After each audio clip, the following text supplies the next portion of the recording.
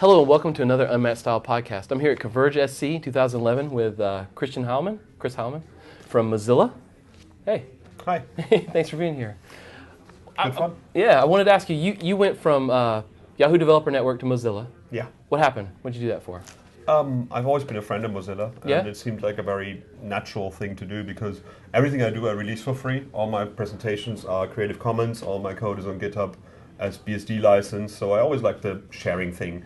And Mozilla was always a company I always appreciated what they've been doing.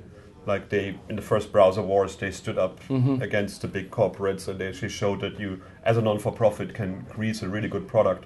And basically the 7 hours interview in the job interview was the best brainstorming I've done in years. So I was cool. like, yeah, this is like-minded people. I gotta be there. That's where you got to go. Yeah. So what do you do for them? You're a developer evangelist? I'm the principal developer evangelist, so my job is HTML5 and open web as the focus, but I'm now moving more into defining what developer evangelism means, and actually getting, I have a few people now that work with me, so I can triage a bit of the traveling and speaking at conferences out to them, and actually give other people the chance to shine and actually show something cool out there. Right. Yeah, I know some of the folks from the Yahoo Developer Evangelist group and stuff like that.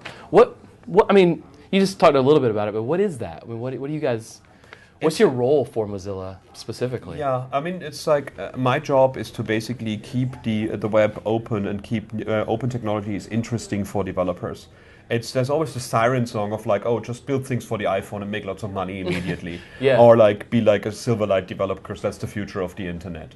And at the same time, there's these open technologies, these free technologies that to me are always the way where we should be going, because I learned everything from looking at other people's source code, because at that time there was the only source we had. Nowadays we have better things, we have books, we have podcasts, we have presentations and these kind of things. But it still means like if what you put out there is actually the thing that advertises you. When I look at, when somebody sends me their CV, I look at their website, I look at the source code of the website, and I judge them by that. Okay. It's like, how much effort do you put in? How much quality do you put in? So my job is to basically make these new technologies that sound like, oh my God, I have to buy this piece of software to understand it, and explain them in simple manners and point people out that there's free alternatives for that as well. Okay. And I've written a handbook on developer evangelism, where basically on developer-evangelism.com, which is also on GitHub if you want to translate it, to define what this is. And to me, it's a part of a translation job.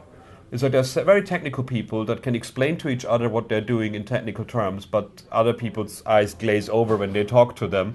And if you want to have an impact in a company, then you have to translate what you do to people in management, to people in marketing, to people in the press team, that they realize what you're doing. So developer evangelist means that you give the technical people in the company a voice, not only a delivery quality, but you make them understood by the company and supported more.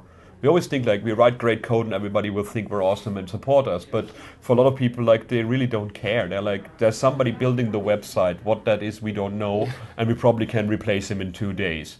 But if somebody explains to them how much effort we put it in to do it right, to make it beautiful, then it becomes a much harder job to find somebody to replace that person if he leaves. Well, how does that specifically help Mozilla? Well, Mozilla itself is a foundation, and it was founded to make the internet a better place. That's our job. That's our mission. So in our case, it's like to make sure that people don't jump into like everything is WebKit, everything is Internet Explorer, everything is Opera. But like the web is for all browsers out there, and our job is to basically keep people reminding that last time we said one browser is the only thing you need. We built a lot of software that now haunts us and that now can't get changed. So we have to make sure that people realize that there's alternatives out there.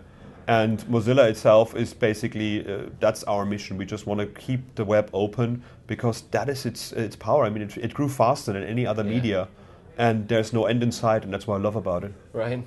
Well, you just released Firefox 5. Yeah. It came out of beta, right?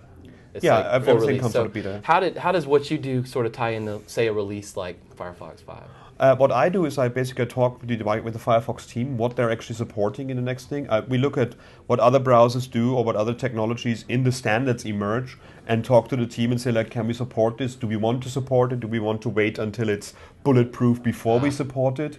And then we put it in. And when Firefox comes out, a new version comes out, my job is to write demos to show the new technologies that Firefox has and show to people how they can actually use them. Well, thanks for explaining all that. Really appreciate it. You're welcome. Thank you.